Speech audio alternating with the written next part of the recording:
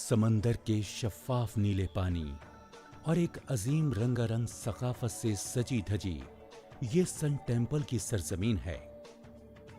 यहाँ रहने वालों का तर्ज जिंदगी सादा, मेहनतकश और पुरजोश है।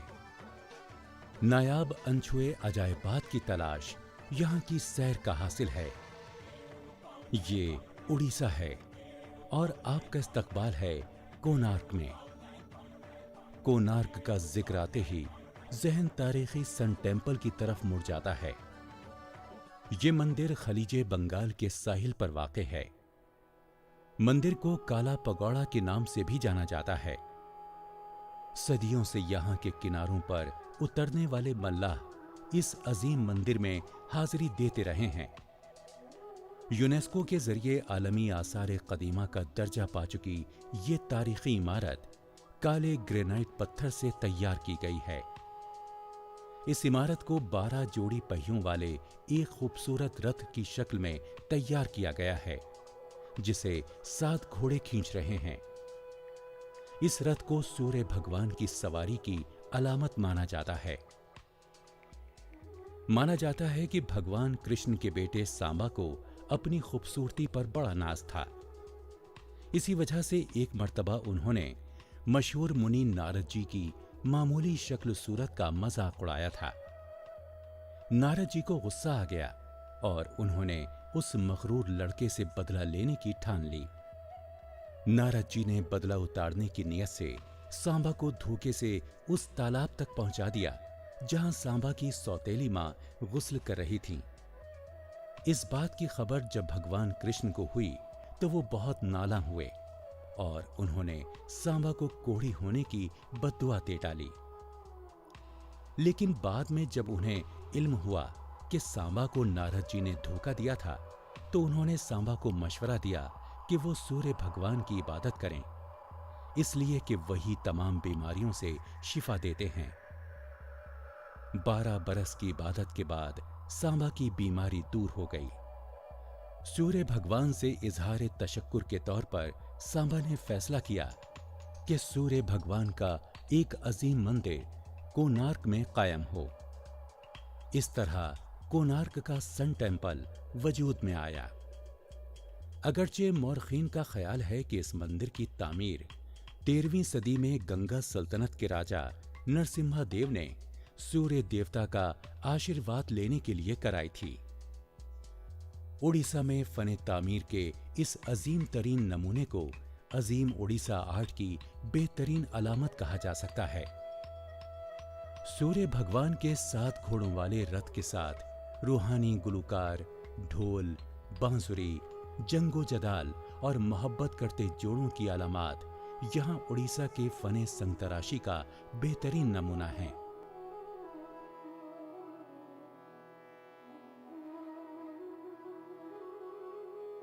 कहा जाता है कि यहाँ पत्थरों पर शायरी की गई है। इसी फनकारी ने इस मंदिर को सारी रियासत में एक मुनफरिद मकाम अता किया है।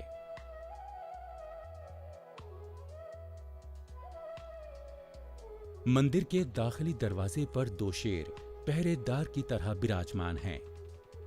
ये शेर जंगी हाथी को कुचलते हुए खड़े हैं।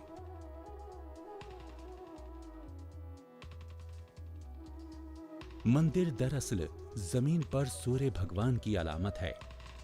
सूर्य भगवान जो रोज सुबह तुलू होते हैं और पूरी दुनिया को रोशनी की शक्ल में जिंदगी अता करते हैं।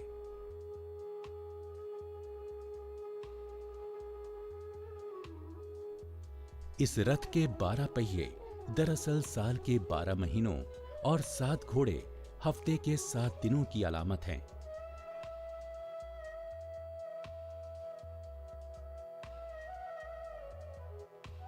मंदिर का दाखिली दरवाजा जुनूबी दीवार से मुत्तसिल है। मरकजी मंदिर के मगरिब में विष्णु और माया देव के 2 कदीम मंदिरों के बाक़ियात मौजूद हैं।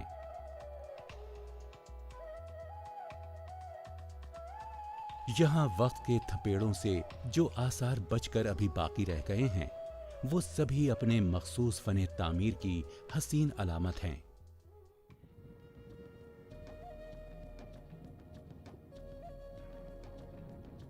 कोणार्क से कुछ ही दूर मंगला माता मंदिर देही माहौल के दरमियान में वाक़ है।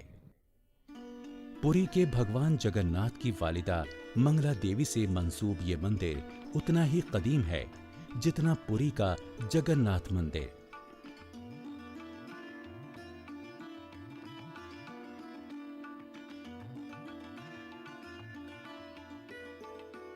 हर बरस होने वाली रथ यात्रा मंगला माता के आशीर्वाद के बिना शुरू नहीं होती।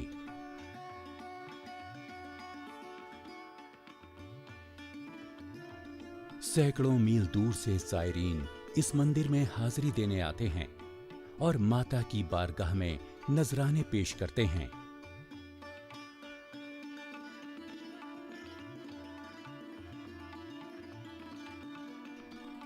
मंदिर की दीवारों और छतों पर बनी रंगीन मुसव्वरी सकाफती और मजहबी दास्तानों से इबारत है।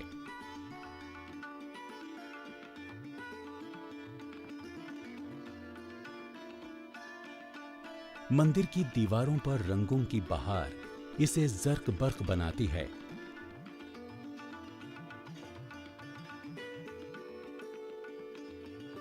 इस बारौनक मंदिर को शादियों के लिए बहुत अच्छा तस्वुर किया जाता है।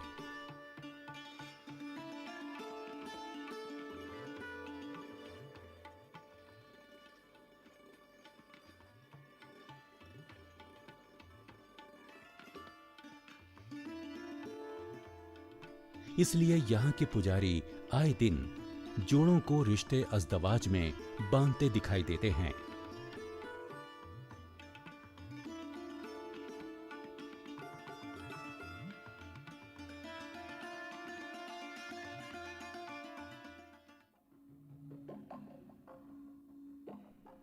यहाँ मंदिरों की सैर करने वाला हर शख्स पत्थरों पर हुई खूबसूरत नक्काशी पर हैरत ही कर सकता है। दिलचस्प बात यह है कि आसपास कई ऐसे मरकज हैं जहां संग तराशी का ये उम्दा काम होता है।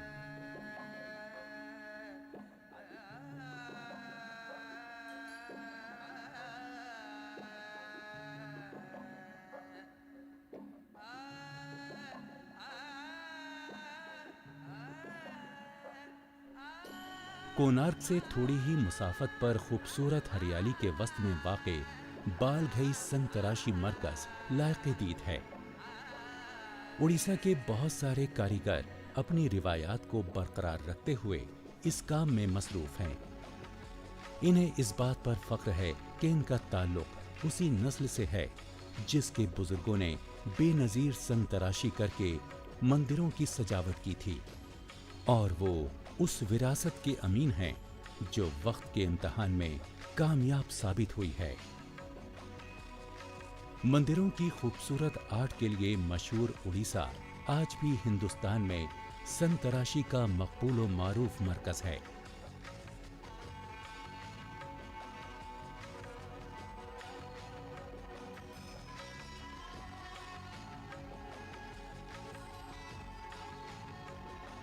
यहाँ के संग तराश पत्थरों पर नक्काशी और उसकी तराश के काम में पुरानी रिवायात को अब तक जिंदा रखे हुए हैं।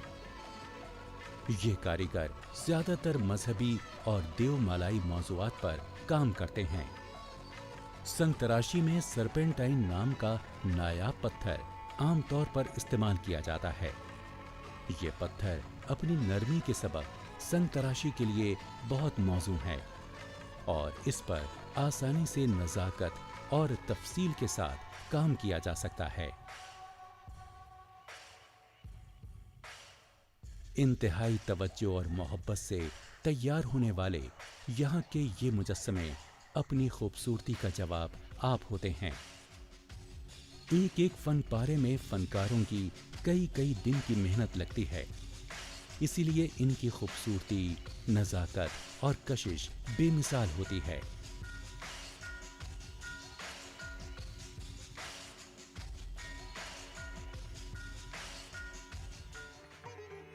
पुरी को श्री पुरुषोत्तम धाम भी कहा जाता है। मार्त्य वैकुंठ यानी जमीन पर विष्णु देवता का मस्कन।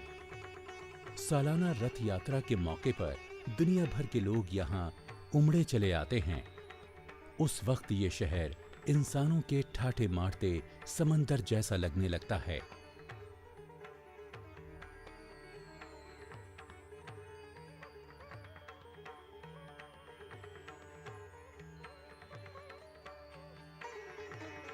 खूबसूरत तर्ज तामीर, बुलंदोबाला मीनार, तस्वीरों की दिलकशी जगन्नाथ मंदिर को दुनिया का एक अनोखा मंदिर बना देती हैं। मंदिर की मौजूदा इमारत 12वीं सदी में गंगा सल्तनत के राजा चौड़ा गंगादेव ने तामीर कराई थी। ये पुरानी इमारत की तामीर नौ है जो 10वीं सदी से ताल्लुक रखती थी। माना जाता है कि जगन्नाथ का वजूद इंद्र दमन की अहलिया मलिका गुंदेचा के दम से है, इसलिए ये तकरीब गुंदेचा फेस्टिवल भी कहलाती है।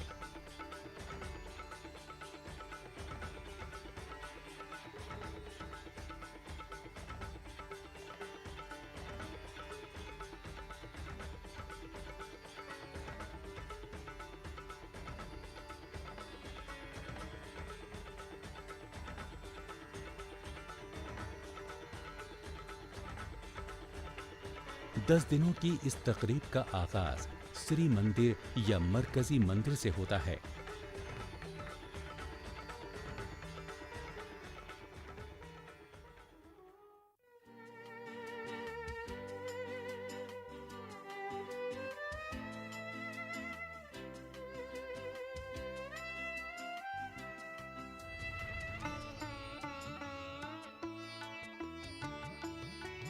इस मौके पर देवताओं को रथों पर सवार किया जाता है।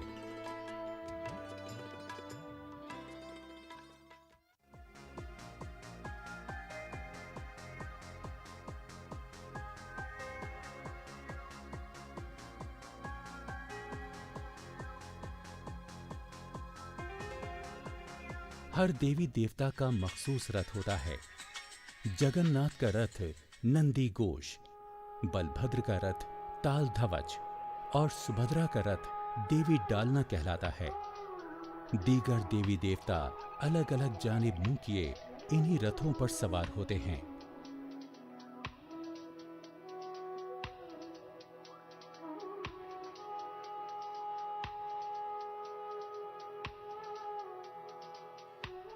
पहंडी इस मौके की मखसूस रस्म है।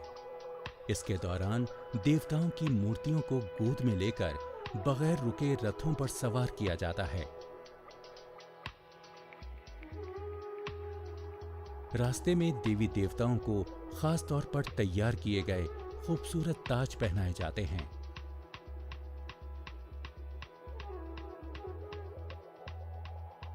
फिर देवी देवताओं को रथ पर सवार करने का मुश्किल काम शुरू होता है। भगवान जगन्नाथ को रथ पर सवार करने की रस्म कई घंटे चलती है।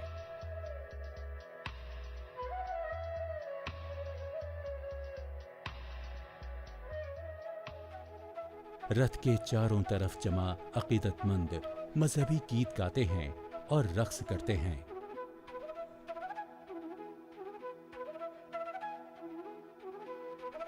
नामुकम्मल जिस्म वाली जगन्नाथ की मूर्ति के बारे में बहुत सारी रिवायात मशहूर हैं। कहा जाता है कि आर्यों से पहले इस इलाके में शबार नामी एक कबीला आबाद था जो कुदरत की इबादत करता था। ये लोग मज़ाहिर परस्त थे। इनका सरदार नील माधव की पूजा करता था।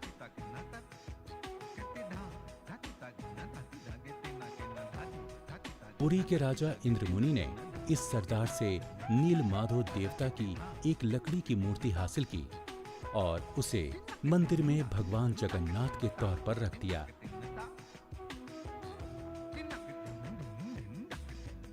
रथ यात्रा की तैयारियां महीनों पहले से शुरू हो जाती हैं। रथ तैयार करने वाले बढ़ई और कारीगर कई नस्लों से ये काम करते आ रहे हैं।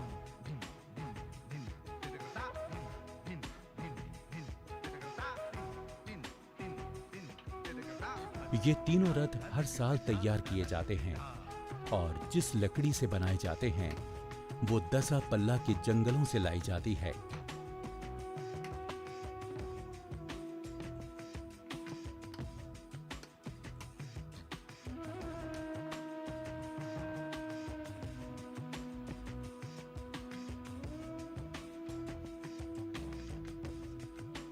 नए मुजस्समे तैयार करने के लिए खास तौर पर पाक की हुई नीम चंदन के पेड़ की लकड़ी का इस्तेमाल रिवायात में शामिल है।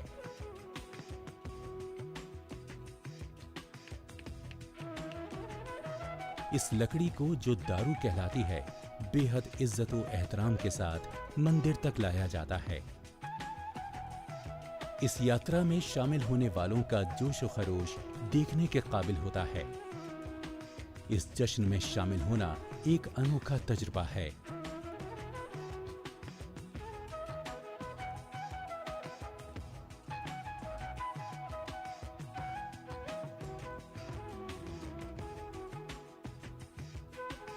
रघुराजपुर में देवी देवताओं की लकड़ी से खूबसूरत रंगीन मुजस्समे बनाए जाते हैं।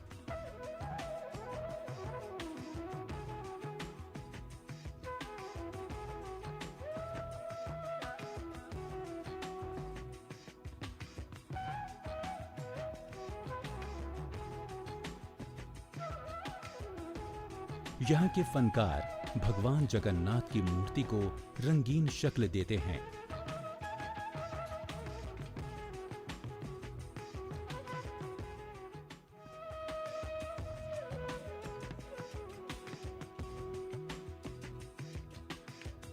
कारीगर लकड़ी के छोटे छोटे टुकड़े काट छांट कर देवी देवताओं की मूर्तियां तैयार करते हैं।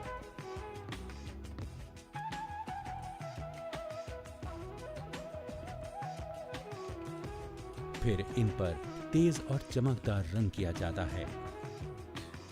पहले पहल रघुराजपुर में सिर्फ मजहबी मुजस्समे ही तैयार किए जाते थे, लेकिन जैसे जैसे वक्त बदल रहा है, गैर मजहबी फनपारे भी कसरत से तैयार होने लगे हैं, मगर इनमें भी वही नफासत और मेहनत दिखाई देती है।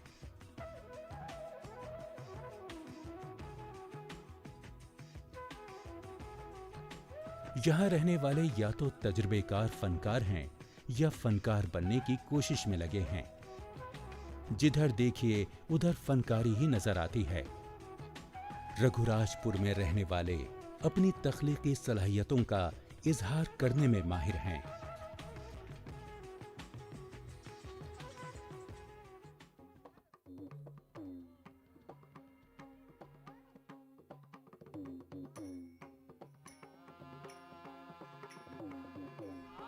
रक्स तहजीबी रिवायात के इजहार का मौसर तरीका है। उड़ीसा की तहजीब व सकाफत को समझने के लिए गोटीपुआ रक्स बड़े काम की चीज है।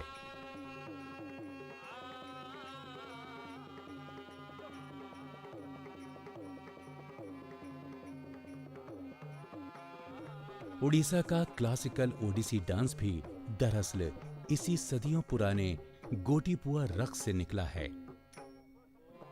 नौजवान लड़के इस मौके पर लड़कियों का लिबास जेबे तन करके भगवान विष्णु और राधा कृष्ण की मदा सराई के गीत गाते हैं और गोटीपुआ रक्स करते हैं।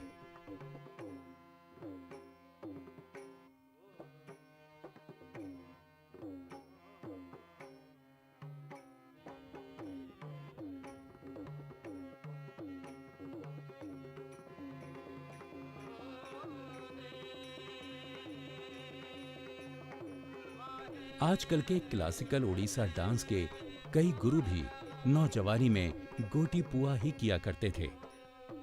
17वीं सदी से ये रक्स जगन्नाथ मंदिर की सकाफती रिवायात के अहम हिस्से के तौर पर मकबूल है।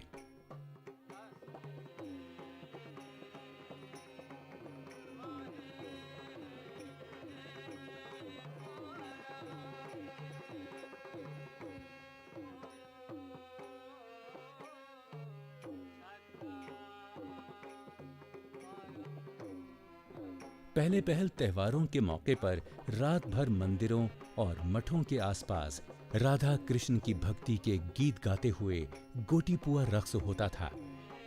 लेकिन अब दौर बदलने के साथ ही ये रक्स और भी बाज़ाब्ता हो गया है और इज्तिमाई शक्ल में होने लगा है, लेकिन उसे रिवायती अंदाज में ही कोरियोग्राफ किया जाता है।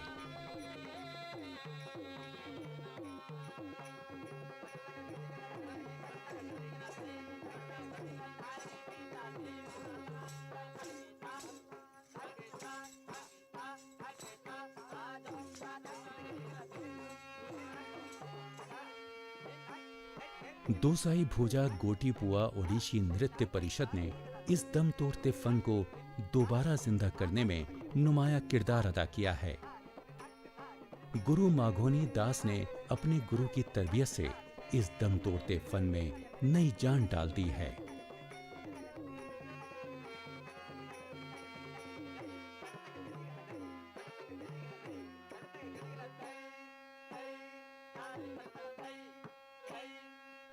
उड़ीसा की तारीखी इमारतें ज्यादातर 7वीं सदी से 13वीं सदी के दरमियान तामीर हुई थीं।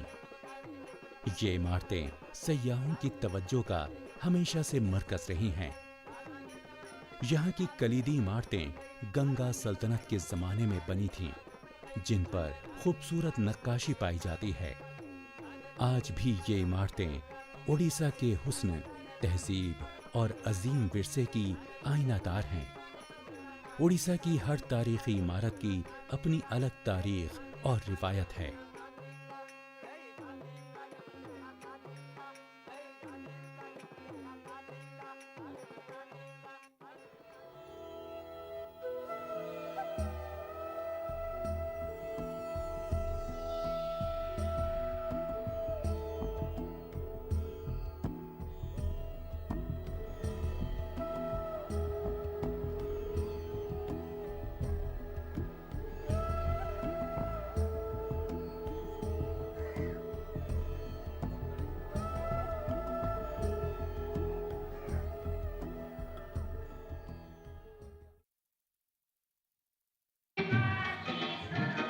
कैसा लग